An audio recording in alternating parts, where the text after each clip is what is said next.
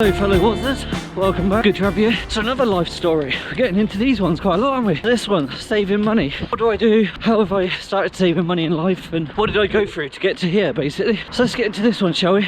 Let's do this. At a young age, I guess it was ingrained in me about saving money. That if you don't need it, don't buy it. That's what was ingrained in me as a youngster. But I made mistakes. As in one of my other videos, real failures, the ones you don't learn from. Watch that one, maybe I'll link it below. But I made a lot of mistakes when I was younger. So I started a few companies up. They failed. I lost a hell of a lot of money. I didn't write it off like you can do. I paid it off. So yes, I had a big failure there with money. I was spending a lot. All of a sudden you got store cards, credit cards. You can get your hands on money, a lot of it at a young age. And I was ready to spend it. So that was what I did initially. And like I said, I got into a lot of debt when I was younger. Paid it all off, didn't write any of it off. Paid every single penny back. But I learnt a big life lesson from it, I guess. And it changed me to how I am today. Which is I save every penny possible. Even if I'm buying something, I won't pay the price that's on the tag. I will ask, what discounts are there? What can I pay instead? Is there another website that's selling it? So with that being said, don't just go and buy it on that other website. Because that other website could just be an illegal website. Fake goods, fake website takes your money and runs. Do some research, look into reviews, how long has the company been around, and how trusted are they on stuff like Trustpilot, etc. If they're on each of those, and they look legitimate, order from them. Don't worry about the process, just order. If you think they're 100%. I did the same with the pram, so from a big retailer, it was about £300 more than what I paid for it through the retailer that I used. So I ended up saving money. It took a little bit longer to be delivered. They had some stocking issues, which being a smaller retailer, they will get put down the queue in terms of when they can take their stock, basically. I ended up speaking to the manufacturer in the end, and I think that's how they got their stock in the end, because I nudged them, said that I wanted it. I also said I was a long-time customer, which I'm not, of their products to the manufacturer. And then all of a sudden it arrived. So, I don't know, coincidence or it is because of what I did. I'm not entirely sure. The other thing I did with that, and something to look into, is I used Klarna. You can spread purchases over 3 months at 0% interest. Doesn't cost you a penny. What I do is, I put that money into a bank account. I then just let Klarna take their money from it each month for 3 months. It's better off in my bank earning me interest than it is in their bank earning them interest. So have a look into that as well. Who are Klarna members and how can I spread the cost? Make sure you have the money.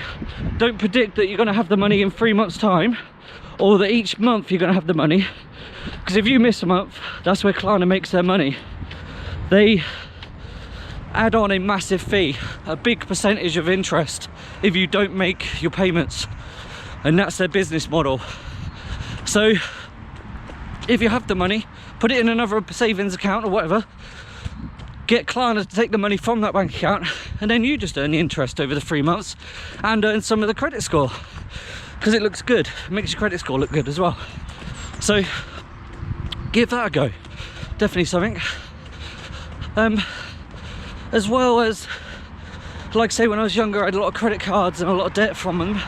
I used credit cards to the best of their abilities. So I have a Virgin Atlantic credit card. I then use that to buy stuff because it earns me air miles. With air miles I can get cheap holidays. So, you know, benefits that outweigh each other. Because, you know, everyone wants to pay for a holiday, so earn some points to put towards it. And with it being Virgin and then being the ones that fly to Florida, made sense. Plus also they did have the best deal. I looked at British Airways, with American Express, but just didn't work out as best. There was a lot more fees and a lot more other stuff involved. Virgin's was a lot easier, just collect points over your time period and use them when you want to, or within a set time period. Obviously they expire. But yeah, like I say, it was a lot easier. Management is a lot easier. It's all technology, so you just use their app and stuff to keep track of stuff. Their fees are high though, so like I say, I'm only buying stuff with that to collect the points, but I do have the money to pay for it. If not, I'm looking at a 40% interest if I miss a payment, which I never do. It's paid off in full all the time. Because just another thing to bear in mind, use comparison websites for credit cards for the benefits. Use Martin Lewis, money saving expert, and all that for best deals. When it comes to saving money with, you know, like household bills, which I do, I save a hell of a lot of money each year. Use stuff like U-Switch. Go on U-Switch, pump in your details, and wait for it to pop out with a solution that costs you a lot less and maybe puts you in a better deal. I'm in a deal at the moment where they'll buy me a new boiler if my one breaks, and my one's old, so you know, maybe might get a winner out of that one. And it is cheaper per month, just to put that out there. The tariff is a lot less. But that's some of the stuff I do. I keep a spreadsheet, so I do track everything.